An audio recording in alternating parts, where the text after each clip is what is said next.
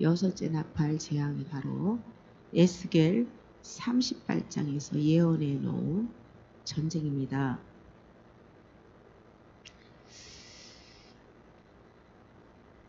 기독교로 개종한 이스라엘 백성들이 대환란이 들어가서 특별히 거기는 하나님의 이 보호 아래서 축복받고 좀 그래도 편안히 잘 살고 있을 때 다른 나라들은 막 그 첫째에서 넷째 나팔 그리고 다섯째 나팔 황충재앙 그런 걸로 인해 가지고 너무나 이제 이 환경도 그렇고 영도 그렇고 말도 못하게 피폐하고 힘들고 고통스럽고 어려운 그런 상황이고 특히 공산국가 쪽 러시아와 이런 그 주변 그 이스라엘 주변 국가들은 더 많은 예수님을 믿지 않는 나라들은 더 많은 어려움을 당하는 그런 대환란의 때이죠.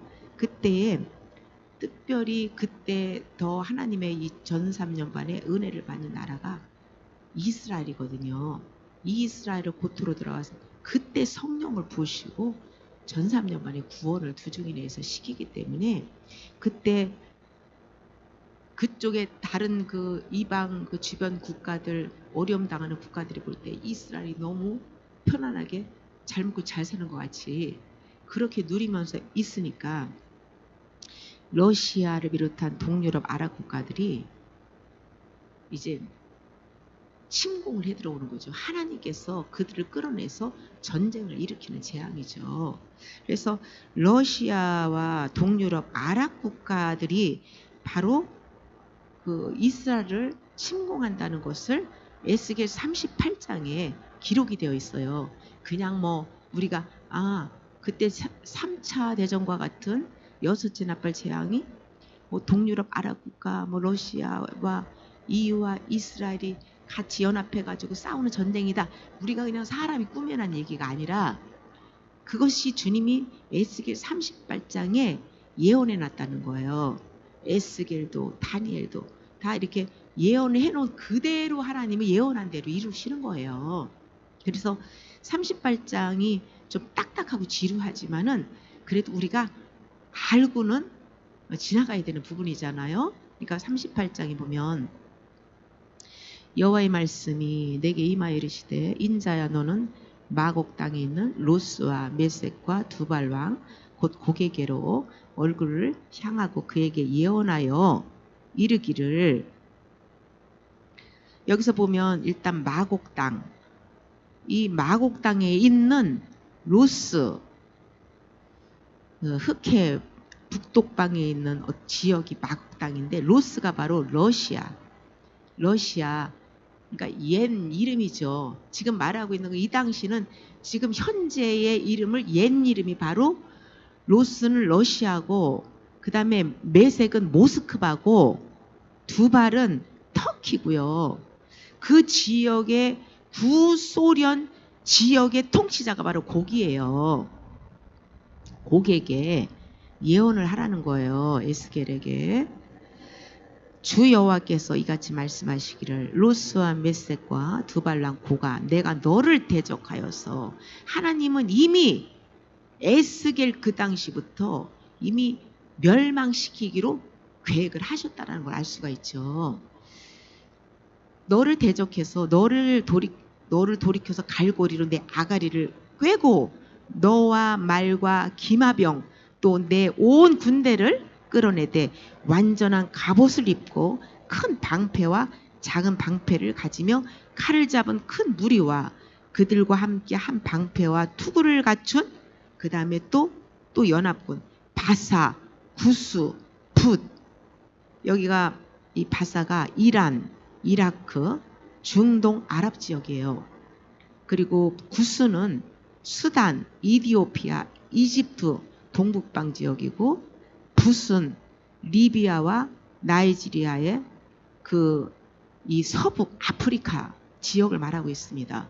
고멜은 터키, 그 모든 때와 북쪽 끝에 도갈마, 도갈마는 지금 동유럽 지역을 말씀하고 있어요. 거기에 모든 떼를 많은 백성의 무리를 네가 통치자가 돼가지고 다 끌고 와서 그러니까 러시아와 동유럽 아랍 국가들이에요. 그들을 끌어낸다는 거예요. 전쟁터로. 누구에게로 누구와 싸우도록 끌어낸다는 거예요? 이스라엘. 근데 이스라엘은 대환란 들어가기 전에 EU와 7년 안보조약을 딱 맺게 되는 거예요. 그래서 EU가 도와줘가지고 이 전쟁을 하게 되는 것이 바로 에스겔 38장 전쟁이요. 계시록 9장에 나온 6째 나팔 전쟁이에요. 7절에 너는 스스로 예비하되 너와 내게 모인 무리들이 다 스스로 예비하고 너는 그들의 우두머리가 될지어다. 여러 날 후 곧 말년에, 그러니까 대환란 그 말년에 내가 명령을 받고, 누구에게 명령을 받나? 이 곡이 하나님이 곡에게 너 가서 전쟁해라 이렇게 하는 게 아니라 그 속에 전쟁을 일으키는 마음을 불러일으켜 주는 거예요.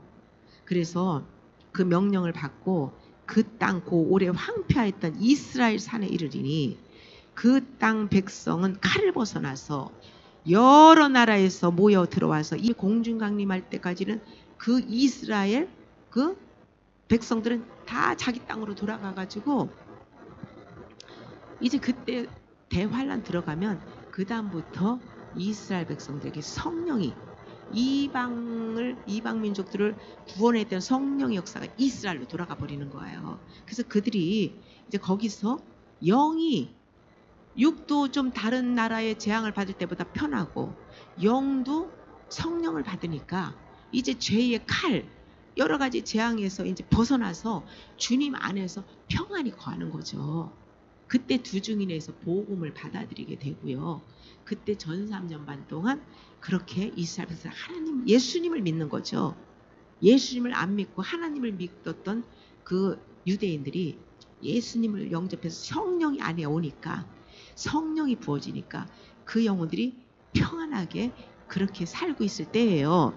9절에 내가 올라오되 너와 내 모든 때와 너와 함께한 많은 백성이 광풍같이 이르고 구름대같이 땅을 덮으리라.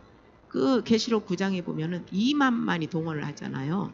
이때는 양편 군대가 2만만이니까 2억 정도가 싸우게 되는 거예요. 그러면서 여기서 이 싸울 때에 이들 한 영혼에 귀신이 다 붙어가지고 사실 연계에서 보면 사단과의 전쟁이죠. 사단들이 역사하는 거죠. 근데 하나님은 이스라엘 편에서 싸워주시죠.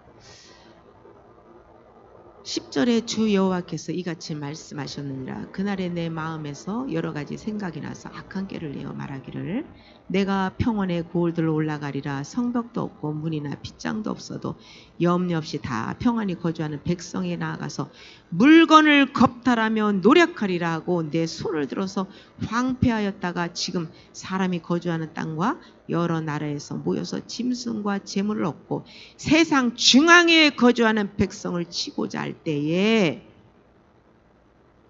이스라엘 하나님의 백성, 그 이스라엘은 세상 중앙, 하나님이 가장 세상의 중앙에 있는 가장 중심에 있는 하나님의 백성으로 보는 거죠. 세상 중앙에 하나님은 우리 하나님의 백성들은 가장 중심에 놓고 하나님의 시선이 하나님의 백성들에게 고정되어 있으니까요. 그 중앙에 있는 백성들을 치는데 그 모든 것을 이제 도둑질하러 오는 거예요. 그들이 볼 때 이스라엘은 너무나 영육 안에 풍족하게 잘 먹고 잘 사니까 자기들은 그냥 먹을 게 없어가지고 굶어 죽게 되는 이제는 2판 4판 그냥 완전히 저기를 가서 다 빼앗아 가지고 저기 가면 먹을 것이 많다. 저기 가서 그래서 침략해서 들어오는 거예요. 그때의 13절에 스바와 드단과 다시의 상인들과 그 부자들이 내게 이르기를 내가 탈취하러 왔느냐? 내가 내 무리를 모아 노력하고자 하느냐? 은과 금을 빼앗으며 짐승과 재물을 빼앗으며 물건을 크게 약탈하여 가고자 하느냐 하리라. 이 지금 스바, 드단, 다시스 상인들 전부 그 무역하는 그 주변에서 무역하는 그런 상인들이 이 고기 전쟁을 일으켜가지고 자기들이 지금 이제는 뭐 큰 피해를 보고 무역을 할 수가 없게 된 거예요. 이제 자기들도 더 이상 장사를 할 수 없게 되니까 불평, 불만, 원망을 쏟아내는 거죠. 이 고객에. 14절에 인자야 너는 또 예언하여 고객에게 이르기를 주 여호와께서 이같이 말씀하시기를 내 백성 이스라엘이 평안히 거주하는 날에 내가 어찌 그것을 알지 못하겠느냐. 내가 내 고국 땅 북쪽 끝에서 많은 백성 곧 다 말을 탄 큰 무리와 능한 군대와 함께 오되 구름이 땅을 덮음같이 내 백성 이스라엘을 치러 오리라. 고가 끝날에 내가 너를 이끌어다가 내 땅을 치게 하리니 이는 내가 너로 말미암아 이방 사람의 눈앞에서 내 거룩함을 나타내어 그들이 다 나를 알게 하려 함이라. 이 이스라엘을 침공하러는 러시아와 동유럽 아랍 국가들이 쳐들어올 때 끝날에 그러니까 전삼년 여섯째 나팔장이 전삼년만 대환란 들어가서 마지막에 그때에 쳐들어와 가지고 그때 전쟁을 하게 되는데 그때 전쟁을 할 때 하나님께서 자신의 거룩함, 능력, 살아계심을 하나님께서 보이시겠다는 거예요. 그것이 또 계시록에서 우리가 10장에서부터 또 알아볼 수가 있죠. 여섯째 나팔 그 재앙을 통해서 하나님의 뜻을 이루고자 하나님께서 아주 그냥 보이지 않는 영계에서 미가엘을 통해서 7 재앙을 내려가지고 도저히 이길 수 없는 이스라엘과 이유와 완전 패배해가지고 죽기 직전에 막바지에서 하나님께서 기적을 베푸셔가지고 그들을 싹 멸하시잖아요. 그것 또한 하나님의 뜻을 이루고자 하는 계획대로 이루어지는 거예요. 전쟁을 이기게 하는 것도 지게 하는 것도 다 하나님의 뜻 안에 있죠. 우리는 이 전쟁은 아주 대군대 그 영적으로 말해도 그 엄청난 그 어둠의 사단의 이 군대 귀신들이 역사하고 이런 이 전쟁에서는 우리 인간의 힘으로 이길 수 없는 그런 전쟁이죠. 우리가 현재의 삶 속에서도 우리가 이 많은 강력한 사단이 몰려올 때 우리 힘으로 대적하고 싸우고 물리치고 해봤자 우리는 그것을 이길 수가 없어요. 그때는 내가 싸우는 게 아니라 나를 포기하고 하나님이 싸우도록 부르치고 그냥 맡기고 포기해야 되는 거예요. 내 그 모든 문제들, 내가 집착하고 그 어둠을 끌어들일 수밖에 없던 자른에서 군대 귀신을 끌어들일 수밖에 없던 그 모든 문제들을 나를 내려놓고 십자가 죽음에 나를 넘겨야만 하나님이 싸워주시는 거죠. 히스기야 왕 때도 우리가 잘 알잖아요. 아수르 대군이 몰려와가지고 막 협박하고 그럴 때 히스기야 왕이 자신들은 싸울 힘이 없는 거예요. 어떡합니까? 그냥 하나님을 믿고 신뢰하고 의뢰하고 그냥 부르짖으면서 울면서 하나님 어찌할 수 없다. 하나님께서 해달라고 그냥 그렇게 기도하고 맡길 때 하나님께서 그냥 밤새 아수르 군대 18만 5천을 그냥 천사를 보내가지고 싹 죽여버리잖아요. 그리고 그냥 고국으로 다 그 왕이 남은 군대 데리고 그냥 가가지고 돌아가가지고 그 왕은 자기 자식한테 죽어요. 자기 신전에서 제사들이 다 가. 결국은 전쟁은 하나님께서 한 거예요. 하나님의 예언, 하나님의 뜻대로 모든 일들은 다 이루어지기 때문에 그 인류의 역사를 운행하는 것도 우리 개인도 마찬가지예요. 우리 삶에서도 모든 것은 하나님의 뜻대로 이루어 가시기 때문에 주권을 하나님 앞에 드리는 게 최선이에요. 그래야 하나님이 싸워주시고 승리의 삶을 살 수 있는 것이죠. 17절 보시면 주 여호와께서 이같이 말씀하셨느니라. 내가 옛적에 내 종 이스라엘 선지자들을 통하여 말한 사람이 내가 아니냐. 그들이 그때에 여러 해 동안 예언하기를 내가 너를 이끌어다가 그들을 치게 하리라. 다니엘, 에스겔, 또 사도 요한도 여섯째 나팔 재앙을 보고 예언을 했잖아요. 그러니까 선지자를 통해서 예언을 했다는 거예요. 그날에 곡이 이스라엘 땅을 치러 오면 내 노여움이 내 얼굴에 나타나리라. 주 여호와의 말씀이니라.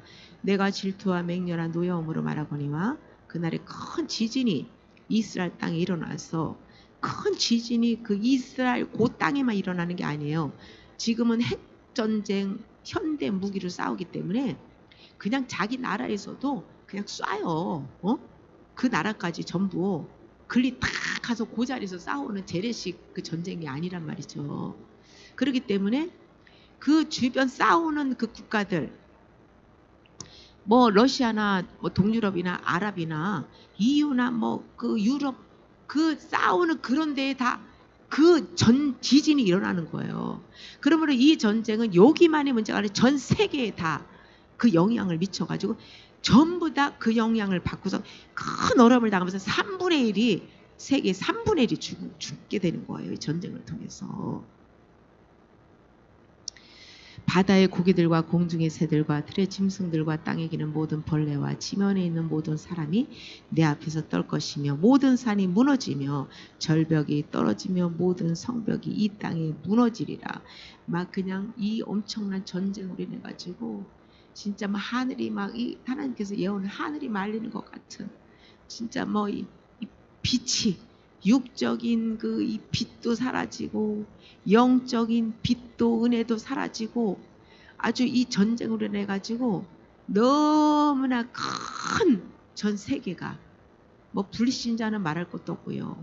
하나님 믿는 백성들도 너무나 큰 그 어려움을 당하게 되고 죽고 다치고 상처를 입게 된다는 것을 알 수가 있죠. 큰 세계에 엄청난 변화가 일어나는 거예요. 지진이 일어나가지고 막 변동이 그냥 옛 것이 남아나지를 않고 막 다 파괴돼 버리고 정말 그 세계 모든 사람들 모든 것이 절망에 빠질 수밖에 없는 그렇게 준비를 전 3년에 해놓고 후 3년만 딱 들어가면서 적그리스도가 나오는 거예요. 이 전쟁을 통해서 적그리스도가 등장을 하는 거예요. 21절에 주 여호와의 말씀이니라. 내가 내 모든 산 중에서 그를 칠 칼을 부르리니 각 사람이 칼로 그 형제를 칠 것입니다. 그냥 현대식 무기로 싸우는데 서로가 칼로 자기 형제를 찌르듯이 이제 하나님이 보이지 않는 그 영계에서 일을 하시는데 막 자중질환이 일어나는 거예요. 서로가. 그게 구약에서도 막 일어나잖아요. 아사왕 때인가? 이제도 막 하나님께서 그냥 뭐 저기 이스라엘 백성들은 싸우지도 않고 유다 나라는 싸우지도 않고 하나님이 가서 전부 다 자기들끼리 주의 천사를 보내고 지들끼리 치고받고 막 다 죽이고 싸우고 다 자멸시켜 버리는 거예요. 그런 식으로. 그리고 전염병 아주 악성 전염병을 일으켜가지고 전염병 때문에 다 막 전염병에 먼저 싸울 수 없도록 만들어버리고 하나님이 심판을 하시는 거예요. 7가지 재앙으로 심판을 하시죠. 피로 그를 심판하고 쏟아지는 폭우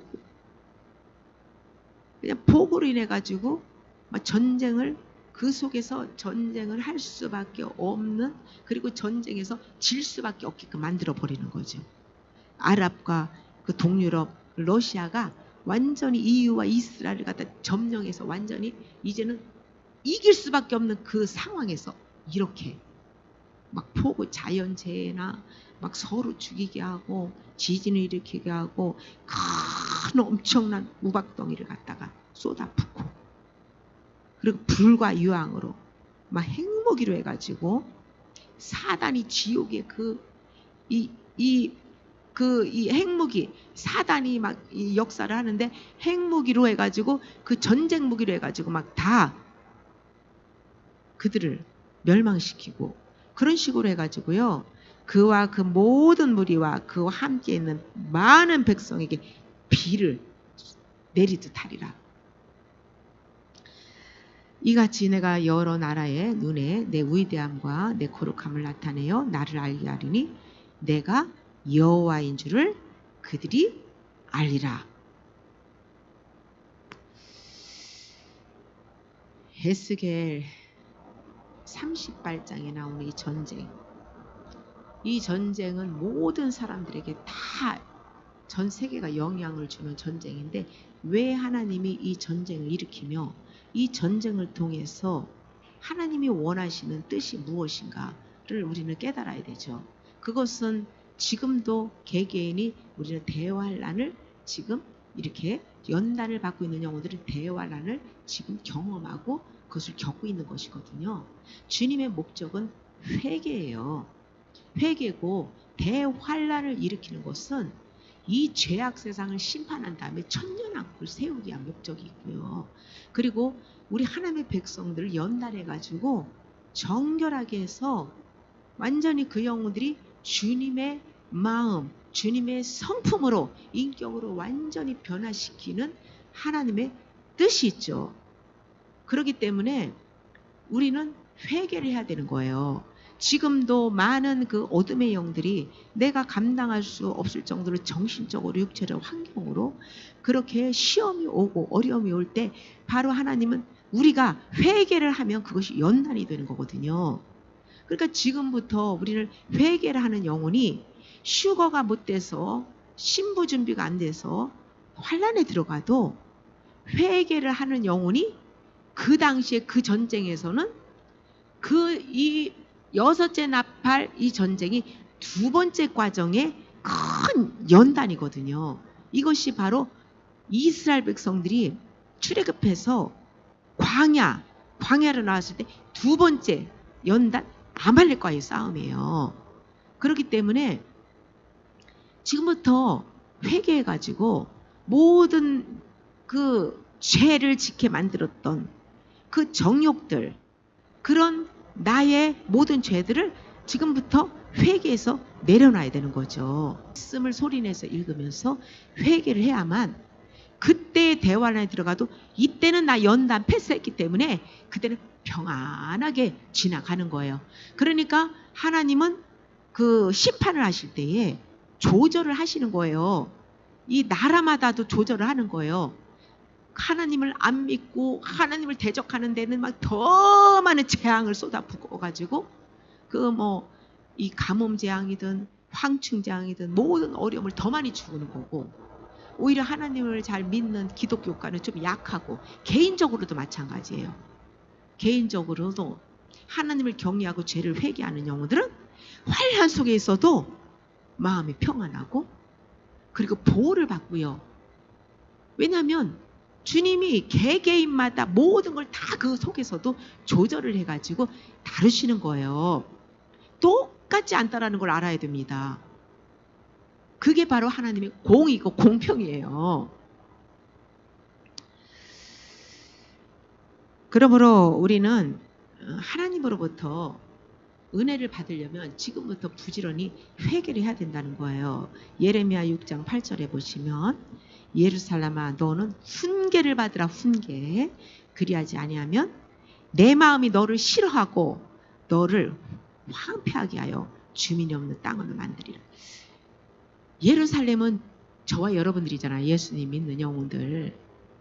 예수 믿는 영혼들이 너희는 하나님의 훈계를 받으라는 거예요. 훈계와 책망을 받고 회개하라는 뜻이에요. 훈계를 받지 않으면, 책망을 받고 훈계를 받지 않으면 하나님이 그들을 싫어한다는 거예요. 내 마음이 너희를 싫어한다. 그래서 너희들을 그냥 멸하겠다. 그냥 황폐하게 해가지고 막 다 심판하시겠다. 그러니까 훈계를 받아라. 그러니까 축복의 메시지보다 축복을 받기 전에 먼저 하나님부터 책망과 훈계를 받아야 돼요. 죄를 먼저 깨닫고 책망을 받고 징계를 받으려면 징계도 받고 채찍도 받아가면서 회개를 해서 죄사함을 받아야 그 다음에 복이 주어지는 거예요.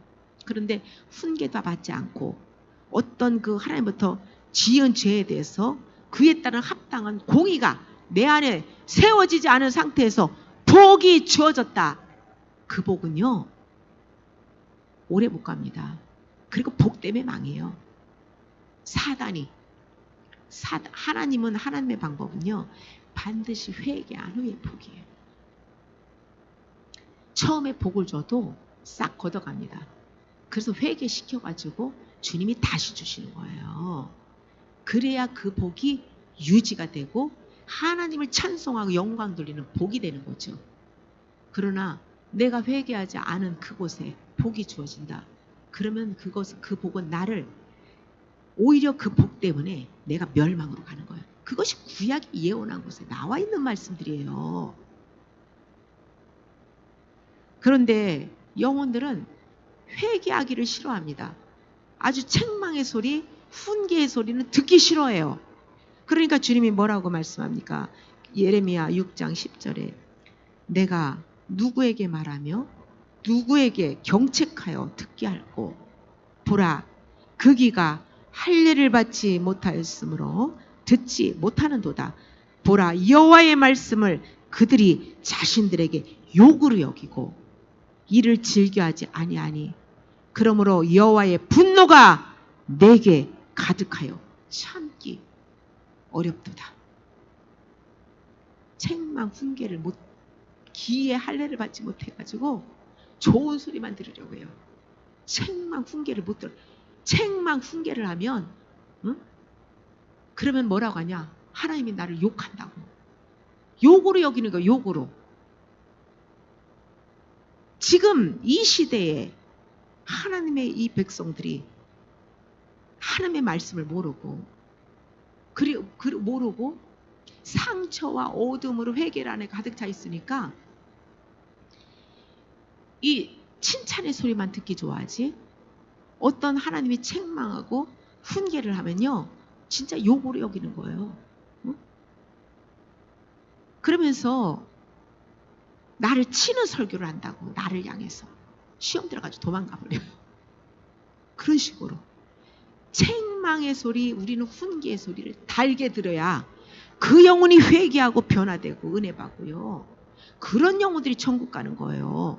우리 안에 지금까지 지은 죄가 그야말로 어둠이 가득합니다.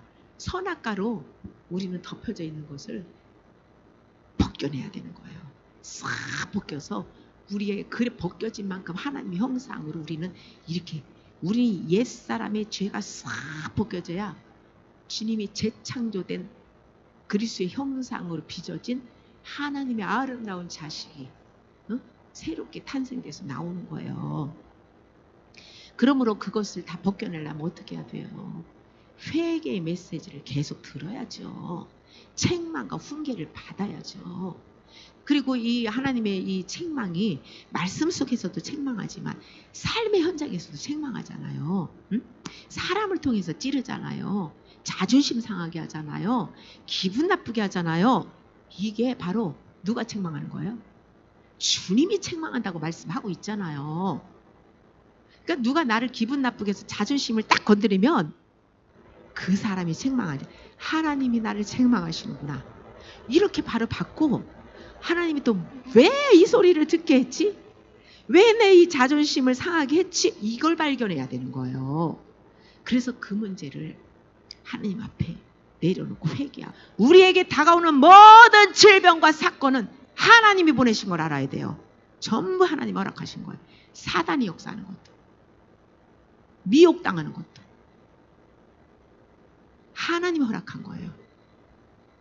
그러므로 우리의 진리를 사랑합시다. 진리를 사랑하지 않는 영혼들에게는 미혹을 보낸다고 했어요. 그러니까 진리를 사랑해야 우리는 하나님이 주시는 연단을 잘 받고 그 가운데서 우리는 정결함을 얻고 그리고 이 마지막 시대에 우리는 정결함을 얻고 신부로 단장하는 복을 받는 저와 여러분이 되실 줄 믿습니다. 아멘.